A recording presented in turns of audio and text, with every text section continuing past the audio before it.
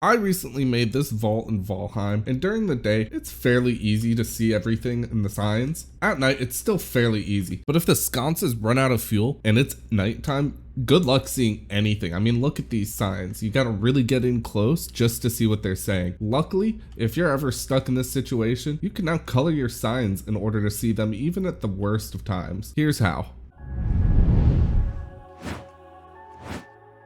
Coloring your signs is super easy with the Unity Unicode text. I've already done it here on this one sign for my Black Forest drops, but on trophies, let me show you how it's done. Going to the front, I'll open it up with one of these opening brackets, or in math, that's the less than sign. Then I'll type color equals, and then for this, I really like the color white, and then I'm gonna close it out with the other side bracket or the greater than sign, and it automatically goes away and I can type whatever I want here. I can also add an extra bit and it will still carry on, or I can alter it and go with something else. So long as I type that on the sign once, I don't need to go back and add it every time I add some text there. Like you see with this Meadows drops, I can do green, or let me try red even. If I really want to emphasize that fuel is like anything to power a furnace, I can do red, because red feels like a good fuel color. It's going to be a bit harder to see when it's dark like it is outside right now, but it can add a little extra effect if you need to. There's some other code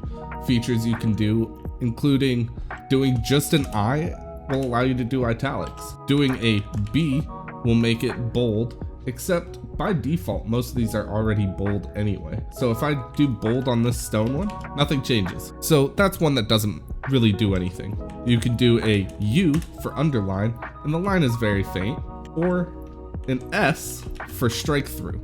But like you see on the side, that line is very hard to see, so it's not the best. Color is the main thing though. And if you find that the basic colors that you type aren't enough, you can also use hex codes. So if I come over here and did a pound or a hashtag, whatever generation you're from at this point, I guess it is a generational thing, and then type a hex code, I can get that exact color I want. You can really spice up your storage facility. Honestly, I would see myself using the white just to emphasize more than the black does. The black really can, especially at night, fade into the signs, but the white always pops. Text size does exist in Unity text modification. However, as you can see in this mountain drop, I modified the text to be like font size 2. And if you open it up, it looks like that, very small in here, but it's still the full size in game. So there's no real point to changing the text size. It's not really gonna do anything. There is one more that you can try that doesn't work super well, and it's mark. It'll highlight it.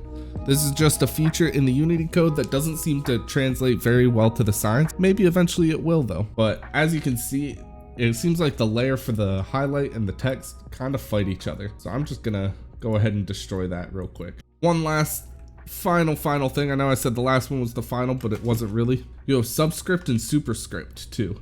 So if you wanted to do subscript 2, or I'm so wealthy it's actually gonna be soup 2. This is wealth squared now. Let us know what you're gonna use these font modification signs for down in the comments below. And as always, thank you so much for watching.